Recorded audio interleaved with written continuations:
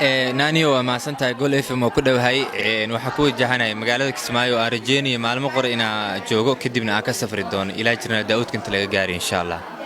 waan gartay macquul mataabag General Daawud inaa ka soo muuqato kooxda Jenyo si fiican macquul weeye waan gartay bal waxay noogu sheekaysaa taariikhda kubadda cagta halkaad ka soo bilowday wallahi taariikhdeeda aad ay u dheer tahay naaniyo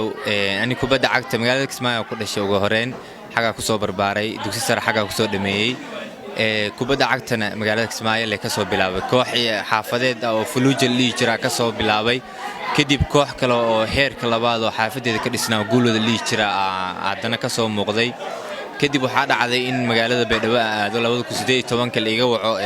maamul goboleedyada Koonfur Galbeed sanadkaas uu baaqday kadib naadiga raasana oo macallin Gidaamo markaas macallin u ahaa gobolkana macallin u ahaa ii wacay oo si aan naadigaas u caawino Serie A ugu soo saarno 2018 alxamdulillah xanoo suuro gashay horyaalka heerka labaad inaan ku guuleysano kooxda raasan kadib aan u soo dalacno heerka koowaad kadib waxa dhacday inaan ka tago oo magaalada Kismaayo aado kadib dalab iga imaaday kooxda Heegan sanadka 2019 20 amataliye aan ku soo biiray kadib Heegan waxa kaga soo biiray kooxda Jenyo oo haatan aan ka tirsanahay marka marxaladaha sportska ka soo maray intaas weey waan gartay Jenyo sida rasmi ah ugu tirsantahay mise amaahda ugu maqan tahay Heegan amaah ahaan ugu soo biiray Jenyo waqti xaadirkan qaab amaah ugu tirsanay kooxda LLB Jenyo waan gartay waqtiga amaah ilaa meeqa sano ayaad la joogaysaa kooxda Jenyo Heegan aad ka maqnaanaysaa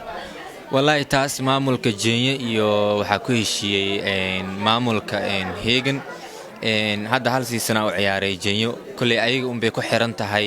xilliga kale oo ma taqaana ama noqotina Heegan uu noqdo amina sii jooga laakiin waxaan saxiixay hal horyaal xilli ciyaareed waa 2 sano oo yar kulli 2 sano saxiixay ka horna waa laga yaabaa horyaalka bilowgiisa qaybta horeba inay dhahaan Heegan soo noqo waa laga yaabaa in 2 sano Jenyo ku dhameysto waan gartay bal dareenka ay noogu sheekay kulanka ugu dambeeyay kooxda Elmaad la ciyaartaan oo ahayd kulankaas hadii ay laga badin lahaa Serbia ayaad u laaban lahayd laakiin waa badiseen dareenkaas bas in noogu sheekay sidoo ahaa maalintaas wallahi naaniyo maalinkaas waxaan dhihi karaa waa maalinka igu xamaasada badneed inta football leeliyay sababtoo ah kooxda laga badiyaa Serbia aadisay alxamdulillah guush weyn raacday kooxda noqotana waxay noqotay Elman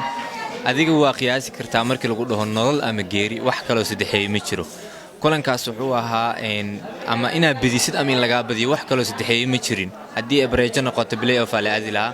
alxamdulillah guush weyn raacday xamaasadeeda wallahi maalinkaas ma la qiyaasi karo aad u farxay sababtoo ah nin walba wuxuu u dagaalamay kooxdiisa inuu badbaadiyo anigana markaa ku faraxsanahay qayb inaan ka ahaa inay badbaado kooxdeeda Jenyo waan gartay bal dhacdada kubadda cagta dib aan ku xasuusi kugu dhacday bal iyada inoogu sheekay sidee u dhacday iyo qaab falcelin dadka aad la kulantay iyo imika waxa dareemaysid wallahi horta hadda waxaan ku sheegay maalinkii ugu farxadda badneed footballka inta Jenyo ciyaaray haatan waxay maalinka ugu murugada badneed nolosheeda way anoo garoonka ciyaariya xanuunsaday la wad ogaa wallahi waxaan dhigi karaa maalin mugdi ah oo nolosheeda soo martay kamid ahayd laakiin alxamdulillah bulshada sportska jacayl iyo dadka wanaaga u saaxiibka ah jacaylka itusiyeen marka arkay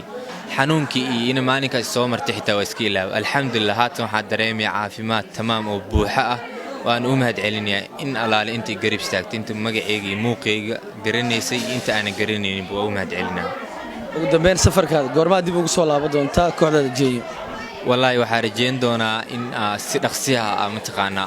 kooxda Jenyo uga la soo muuqdo General Daawudka haday ii suuro gashay insha Allah